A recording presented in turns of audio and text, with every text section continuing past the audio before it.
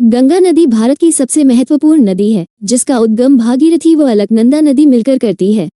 ये नदी 2525 किलोमीटर की दूरी तय करके हिमालय के गंगोत्री हिमनद से लेकर बंगाल की खाड़ी के सुंदरवन तक विशाल भूभाग को सिंचाई करती है।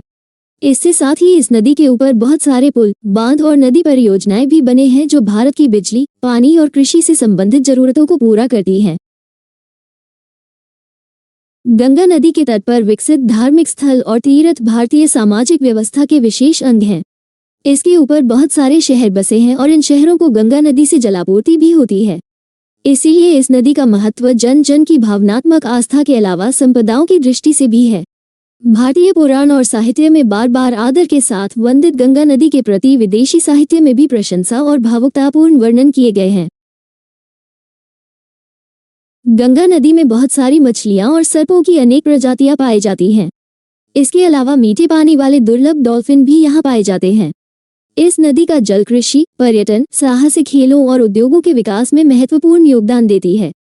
इसके साथ ही गंगा नदी के तट पर विकसित धार्मिक स्थल और तीर्थ भारतीय सामाजिक व्यवस्था के विशेष अंग हैं। अब तक हमने गंगा नदी के बारे में काफी कुछ जाना है। इस नदी का महत्व भारत और उसके लोगों के लिए अनमोल है। हमें इसकी सुरक्षा और सफाई के लिए एकजुट होकर काम करना चाहिए। गंगा नदी हमारी गर्व है और हमें इसका सम्मान करना चाहिए।